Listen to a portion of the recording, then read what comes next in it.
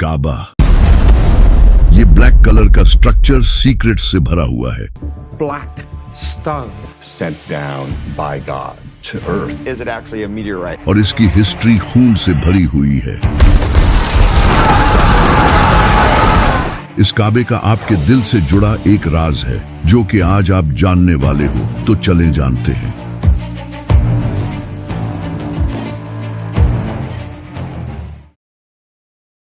अगर काबा की हिस्ट्री को देखा जाए तो ये हजरत आदम के टाइम की है। काबा को सबसे पहले हजरत इब्राहिम अलैहिस्सलाम ने नहीं बल्कि हजरत आदम ने इबादत करने के लिए बनाया था। लेकिन फिर इसके कई सदियों बाद हजरत नूह अलैहिस्सलाम के टाइम पर पूरी दुनिया में एक बड़ा फ्लड आया जिससे काबा डिस्ट्रॉय हो गया और सिर्फ इसके कुछ निशान रह गए थे जिनका नबियों और फरिश्तों को पता होता था। लेकिन फिर एक दिन इस दुनिया में अल्लाह के खलील का जन्म हुआ, इब्राहिम। हजरत इब्राहिम अलैहिस्सलाम अल्लाह से शदीद मोहब्बत करते थे और उन्होंने अल्लाह के लिए अपनी हर एक अजीज चीज कुर्बान की। हजरत इब्राहिम अलैहिस्सलाम उस वक्त फिलिस्तीन में रहते थे, तो एक दिन अल्लाह ने हजरत इब्राहिम अलैहिस्सलाम को हुक्म दिया कि वो काबा को तामीर करें। हजरत इब्राहिम अलैहिस्सलाम ने जहां पहले काबा था उसके आसार ढूंढे और वहां काबा बनाना शुरू किया। हजरत इब्राहिम अलैहिस्सलाम ने पास के पहाड़ों से पत्थर उठाकर काबा को बनाना शुरू किया। हजरत इस्माइल अलैहिस्सलाम पत्थर ला रहे थे और हजरत इब्राहिम अलैहिस्सलाम पत्थरों से काबे की दीवारें बना रहे थे। जब काबे की दीवारें बन गई तो हजरत इब्राहिम अलैहिस्सलाम एक बड़े पत्थर पर खड़े हुए। उस पत्थर पर हजरत इब्राहिम अलैहिस्सलाम के मुबारक पैरों के निशान छिप गए। ये पत्थर आज भी काबा के सामने पड़ा है, जिसे मुकामे इब्राहिम कहते हैं। काबा बनने के बाद हजरत जिब्राइल एक सफेद पत्थर लेकर आए जिसे हजरे अस्वद कहते हैं। हजरत इब्राहिम अलैहिस्सलाम ने इसे काबा के कोने में लगा दिया, लेकिन मुसलमानों के गुनाहों की वजह से आज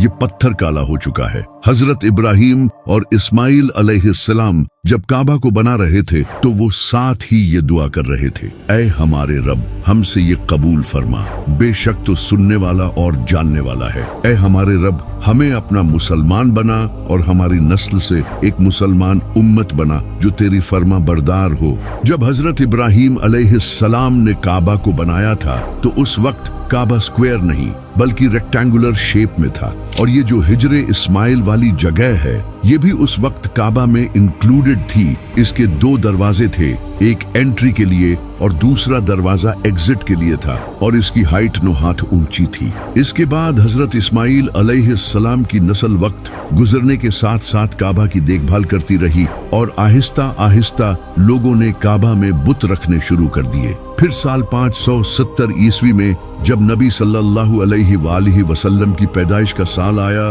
तो इसी साल एक इंसान ने काबा पर हमला करने का प्लान बनाया। इसका नाम अब्राहा था। अब्राहा एक बादशाह था जिसकी यमन पर हुकूमत थी, और वो ये चाहता था कि जिस तरह दुनिया भर से लोग काबा आते हैं इसे छोड़कर लोग यमन में आएं। इसीलिए इसने यमन में एक बड़ा कैथीड्रल भी बनाया, लेकिन लोग फिर भी इसके कैथीड्रल की जियारत करने नहीं आए क्योंकि अरब के लोग काबा को एक बहुत ही इम्पोर्टेंट रिलीजियस प्लेस मानते थे और काबा में इनके बुत भी रखे थे।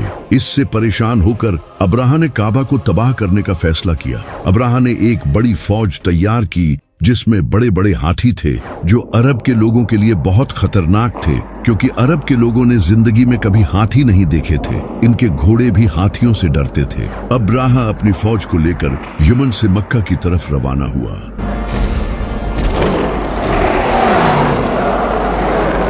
और रास्ते में आने वाले टाउन्स और कबीलों पर कब्जा करता गया। इसी दौरान इसने कुछ ऊंट हथिया लिए, लेकिन इन ऊंटों के मालिक का नाम अब्दुल मुत्तलिब था जो नबी सल्लल्लाहु अलैहि वसल्लम के दादा थे। जब हजरत अब्दुल मुत्तलिब को इसका पता चला तो वो अब्राहा से मिलने गए और इसके पास जाकर उन्होंने अपने ऊंट वापस मांगे। अब्राहा ये देखकर बहुत हैरान हुआ। इसने जनाबे अब्दुल मुत्तलिब से कहा कि मैं यहाँ तुम्हारे काबा को तबाह करने आया हूँ और तुम्हें अपने ऊंटों की पड़ी है। तो जनाबे अब्दुल मुत्तलिब ने इसे कहा कि मैं इन ऊंटों का मालिक हूँ और इस काबे का मालिक कोई और है। मैं अपने ऊंटों की हिफाजत करूंगा और वो काबा की हिफाजत करेगा। तुम मेरे ऊंट मुझे वापस कर दो। फिर चाहे काबा पर हमला करो। तो अब्राहा ने इनके ऊंट इन्हें वापस कर दिए और वो वापस मक्का चले गए। वहां जाकर वो काबा के पास गए और इसके दरवाजे को पकड़कर कहा, आए अल्लाह, एक इंसान भी अपने घर की हिफाजत करता है तो तू भी अपने घर की हिफाजत कर। خانه توست و ما همه عیال. इसके बाद अब